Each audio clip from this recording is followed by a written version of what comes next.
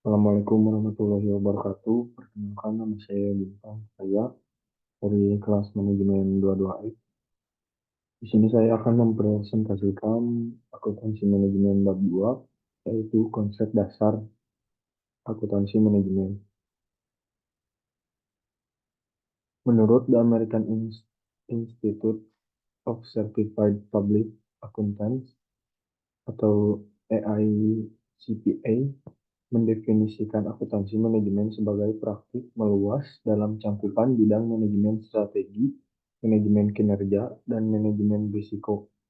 Dalam manajemen strategi, terkait dengan fungsi dan peranan akuntansi manajemen sebagai mitra strategis dalam organisasi, manajemen kinerja terkait dengan fungsi pengembangan aktualisasi dalam pengambilan keputusan dan kinerja pengelolaan organisasi bisnis. Sedangkan manajemen risiko terkait dengan sumbangan dalam perencanaan kerangka, acuan kerja, dan implementasi, identifikasi, pengukuran, pengelolaan, dan pelaporan risiko dalam upaya pencapaian tujuan organisasi. Chartered Institute of Management Accountants atau SIMAK mendefinisikan akuntansi manajemen sebagai suatu proses identifikasi, pengukuran, akumulasi, analisis, penyusunan, interpretasi, dan komunikasi informasi yang digunakan oleh manajemen untuk merencanakan, mengevaluasi, dan pengendalian dalam suatu entitas dan untuk memastikan suatu dan akuntabilitas penggunaan sumber daya tersebut. Aktivitas juga berhubungan dengan penyusunan laporan keuangan untuk kelompok non-manajemen seperti pemegang saham, kreditur,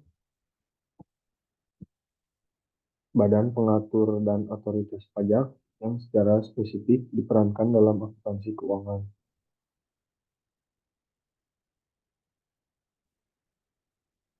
Seorang akuntan yang secara spesifik mengambil spesialisasi pada keahlian akuntansi manajemen harus mampu menerapkan pengetahuan profesional dan keterampilannya dalam penyusunan dan penyajian informasi keputusan manajemen finansial dan lainnya.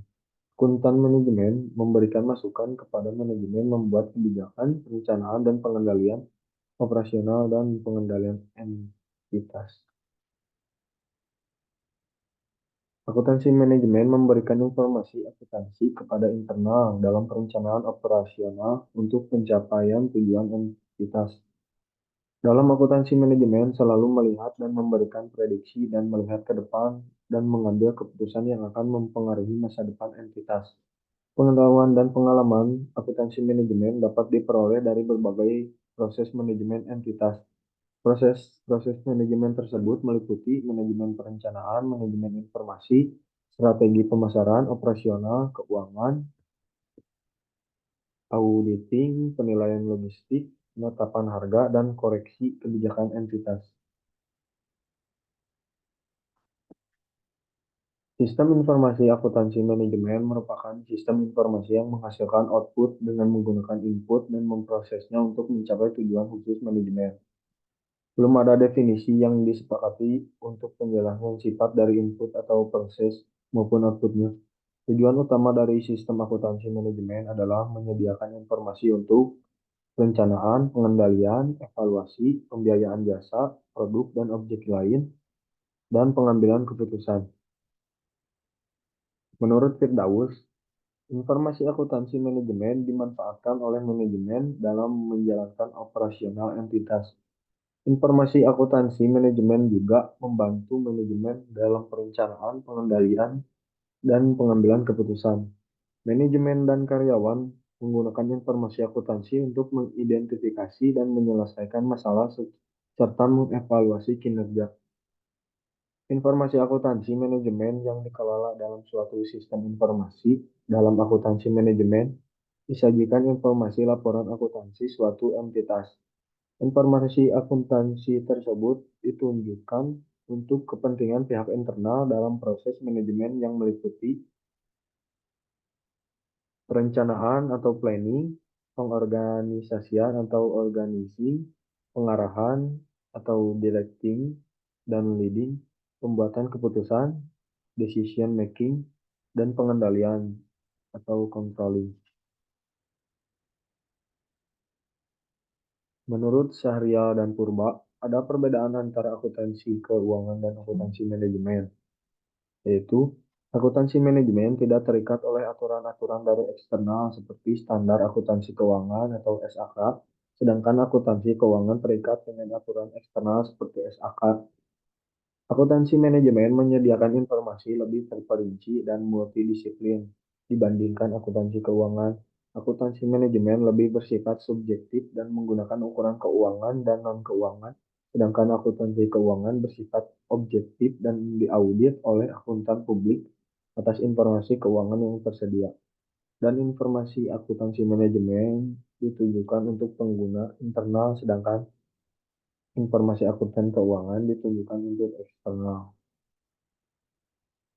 Dari uraian-uraian sebelumnya, jelas bahwa yang dimaksud dengan akuntansi manajemen adalah sistem akuntansi yang disampaikan kepada manajemen internal manajemen.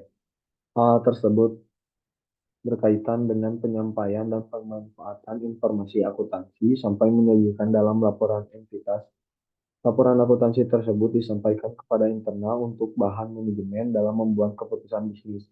Keputusan bisnis tersebut meliputi tahapan proses manajemen watch yang dimanfaatkan manajemen dalam pengelolaan dan mengontrol entitas.